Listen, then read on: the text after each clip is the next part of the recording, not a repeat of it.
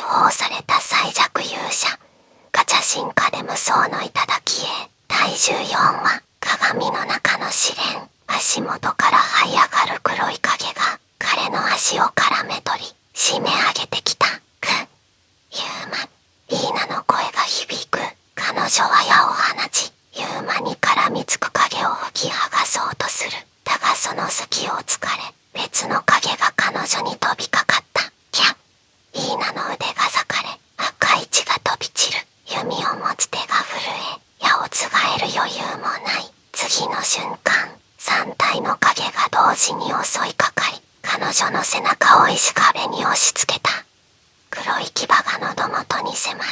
リーナは必死に短剣を突き出すが数が多すぎる。ここまでか。ユーマの胸に冷たい予感が走る。槍を握りしめたまま必死に足を踏み出すが敵の数は雪崩のように押し寄せ押し返す力が届かない。だがその困難の中ふと目に入る光景があった。倒すたびに増える影。そして増殖を繰り返すごとに周囲の光が少しずつ失われていく。苔の青白い輝きが弱まり空間そのものが薄闇に沈んでいく。ユーマは歯を食いしばり呼吸を整えた。影食いの動きを観察しある規則に気がついた。そうか。声はかすかに震えていたが確信に変わっていた。いいな。影じゃなく本体を探すんだ。本体。リーナが驚きに目を見開く。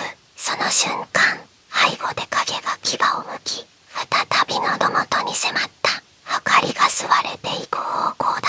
こいつらが偽物ってわけじゃない。でも本体がいる光を食ってる核だ。きっとどこかに隠れてる。リーナは光が消えていく方に耳を澄ませた。闇のざわめきの奥に一つ不足的な鼓動のような音を聞き取った。あった。右奥の壁の裏。任せろ。ユーマは槍を構え敵を蹴散らしながら突進する。群れが一斉に襲いかかるがリーナが目標の先へと一筋の矢を放つ。ユーマの進路を切り開いた。壁際にたどり着いた瞬間ユーマは飛び上がり全身の力を槍に込める。ペンをじくらえ槍が壁を貫き奥に潜む黒い結晶を突き砕いた。耳を裂く悲鳴が広間を揺らし増殖していた影食いたちが次々と無散していく。残されたのは砕けた黒い核の破片と静寂だけだった。静かになったにゃ。リーナがその場にへなへなと座り込み深いため息をつく。ユーマは槍を吹き抜き汗を拭った。危なかったな。核を見つけられなきゃ。ここで全滅だった。リーナはちらりとユーマを見上げてにやりと笑う。でも勝ったのは二人の連携いいコンビニャ。ユーマも小さく笑った。そうだな相棒。その言葉と笑みにリーナの胸がふっと高鳴った。真剣な眼差しに余韻を残す横顔は妙に頼もしく見えて思わず頬が熱くなる。どうしたなんでもないか。慌てて視線をそらすリーナにユーマは首をかしげるだけだった。そして勝利の余韻に浸る間もなく二人は顔を見合わせた。ユーマ、ここ中層より下だよね。リーナの声は普段の軽快さとは裏腹にかすかに震えていた。彼女の瞳には苔の光が揺らめく薄暗い空間が映っている。間違いない。この気配明らかに中層よりヤバい階層だ。ユーマは周囲を見回し湿った空気とどこか不穏な静けさに眉を寄せた。床が抜けたせいで予定よりずっと深く来ちまったな。ニャフでもさ戻る道もないし進むしかないよね。リーナが無理やり明るく笑うがその尻尾はピンと張っている。ユーマは小さくうなずき槍を握り直した。覚悟を決めるしかないようだ。広間の奥に闇へと続く階段が不気味に口を開けていた。二人は互いに視線を交わし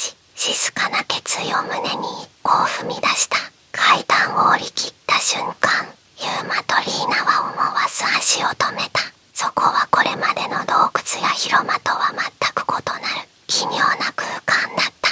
鏡なのをイーナが小さくつぶやく。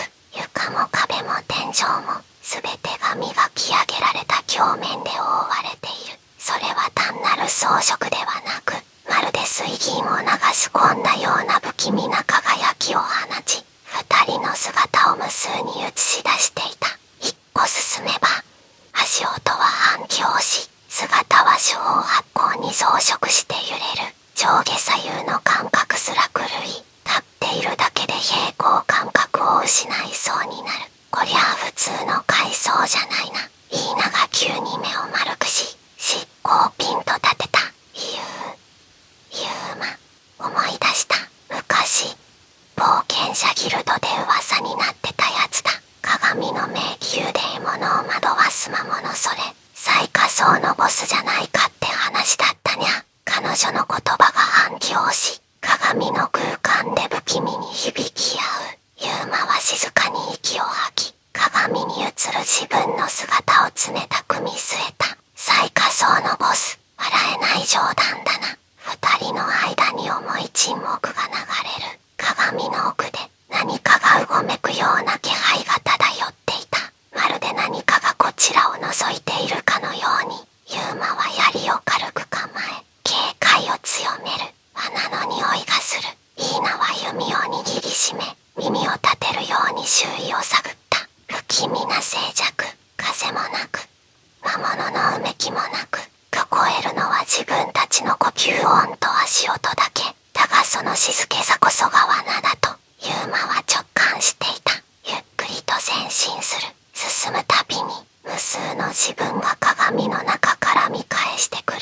表情も仕草も寸分違わず。だがほんのわずかに違和感が混じっているような気がした。今俺の映像が。笑った。ユーマは足を止め目を凝らす。鏡の中の自分は確かにこちらを見ていた。だがほんの一瞬、口角が勝手につり上がったように見えたのだ。ユーマ、イーナが怪げそうに振り返る。だがその声に応えるよりも早く、鏡面が音もなく揺らめいた。水面に石を投げ込んだかのように波紋が広がり、その中からふと影が一個、二歩と現れる。それはユーマ自身の姿だった。ユーマは反射的に槍を構える。目の前に立ったのは服装も体格も同じ、まるで写し鏡から抜け出したかのようなもう一人のユーマだった。何これ。イーナの声が震える。だがそれだけでは終わらなかった。今度は別の鏡からイーナが現れたのだ。ユーマの隣に立つリーナと寸分違わぬ姿で、同じ武器を構え、同じ猫耳を揺らして、二人ともそっくり。イーナがかすれ声で言った。本物と偽物が鏡張りの空間に4人並び立つ。どちらが本物でどちらが幻影か区別のつかない状況に空気が張り詰めた。油断しすぎだな。目の前の偽ユーマが口を開いた。声も響きも本物と全く同じ。だが口にした言葉は胸を刺すような毒だった。いいな、お前は足手まといだ。ここまで連れてきたのは間違いだったかもしれない。イーナが目を見開き、わずかに後ずさる。続けざまにミセリーナも口を開いた。ユーマ、あんた本当に私を信じてるにゃ。いつも冷静ぶってるけど、本当は私が裏切るかもしれないって疑ってるんじゃないの。胸をえぐるような言葉。それは普段二人がケツで口にしない心の奥底の疑念。そして二人の心を読み、弱みをつくような疑念だった。こいつら俺たちの迷いをついてくるか。ユーマは低くつぶやき、槍を構え直す。だが手に汗がにじむのを止められない。幻影の言葉は果てすればするほど心に絡みついてくる。イーナは本当に俺を信じてくれてるのか。いや、そんなことを考えるな。ユーマは一人でも戦える。じゃあ私は本当に撃つようになのを。二人の胸に疑念が少しずつ目を伸ばし始める。そして幻影たちは一斉に動き出した。ユーマの偽物が槍を構え、イーナの偽物が矢をつがえる。殺す気で来るぞ。ユーマの叫びと同時に鏡の迷宮は牙をむいた。あ、槍の切っ先がひらめく。だがそれと全く同じ動きで偽のユーマも槍を突き出してきた。金属がぶつかり合い、火花が散る。まるで鏡合わせだな。ユーマは舌打ちし押し込もうとする。だが相手も同時力で押し返してくる。力、技、動きすべてが自分と同じ。だからこそどんな一手を繰り出しても完全に読まれてしまう。一方、イーナも矢を放った。だがそれと同時にミセリーナも弓を吹き絞り、鏡のように同じ軌道で矢を放ってくる。2本の矢が空中で激突し、木の破片が散った。本当にコピーそのものにゃ。緊張と苛立ちが同時に膨らんでいく。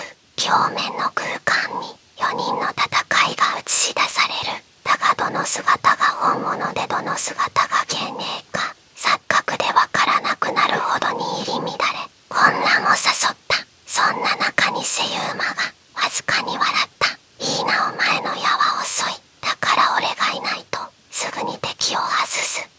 イーナの胸に冷たい針が突き立つ。その一瞬の動揺を突き、ミセリーナの矢が頬をかすめた。イーナ、ユーマが叫ぶ。だがその隙をミセユーマが槍でついてきた。ギリギリで受け止めたものの、腕に鈍い衝撃が走る。言葉で揺さぶって隙を生ませる気だ。そして次はミセリーナが声を発した。ユーマ、あんた本当は私を守ってるんじゃなくて、いつ裏切るかわからないやつだって警戒してるんじゃないの。心臓を握りつぶされるような感覚。否定したい。だが否定すればするほど、まるで本当に心の奥でそう思っていたかのように疑念が膨らむ。違う、そんなわけない。ユーマはかろうじて声を絞り出した。だが鏡の迷宮は冷酷に反応した。カポン。床下から不気味な音が響き、空間全体が震えた。鏡の壁がわずかに変形し、偽物たちの姿が一回り大きくなる。強くなった。イーナが顔を青ざめさせる。そう疑念に心をとらわれればとらわれるほど、幻影は力を増していくのだ。この空間そのものが彼らの心を試す試練なのだと理解した。続く次回第15話。